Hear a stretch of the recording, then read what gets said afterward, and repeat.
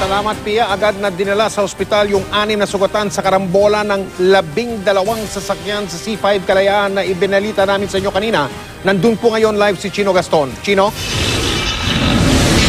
Yes, Mike, 12 sasakyan nga ang nagkarambola sa ilalim ng northbound lane ng U-turn o elevated U-turn slot ng C5 Road, Corner Kalayaan, dakong alas 4 ng hapon kanina dito sa lungsod ng Makati. Mabot ng halos 30 minuto bago na ialis ng MMDA ang mga nagkarambolang sasakyan sa kabaan ng C5 Road. Nagganda UP-UP ang mga sasakyan. Ayon sa MMDA, 10 sasakyan at isang motorsiklo ang nadamay ng mawalan ng kontrol ang isang truck na may kargang LPG na minamaneho ng isang Francisco Cachero. Karamihan ng mga sasakyan na itulak ng rumaragasang truck sa Center Island. 6 ang nasaktan pero hindi naman daw malubha. At agad naman daw nadala sa ospital ng Makati ang mga biktima.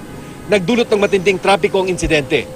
Truck na may lamang LPG na walang punang preno hanggang sinuro na po yung 9 na sasakyan isang motor. Okay. 10 sasakyan isang motor. Okay.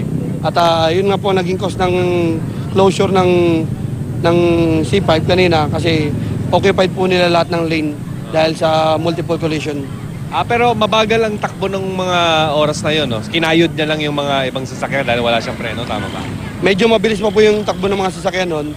Base sa driver ng truck, doon pa lang sa may bandang area ng market, nag-check brake na siya, hindi na daw kumakakit yung preno niya. Mike, sa ngayon ay nayalis na ng MMDA yung mga sasakyang nasangkot nga dito sa nasabing aksidente. At bagamat ngayon ay nakakaranas pa rin ng bahagyang pagbagal ng mga sasakyan dito, pero ayon na rin sa mga traffic constable ng MMDA, pangkaraniwang daloy daw ng traffic ito dahil ngayong rush hour sa kahabaan ng C5 Road. Mike. Maraming salamat, Chino Gaston.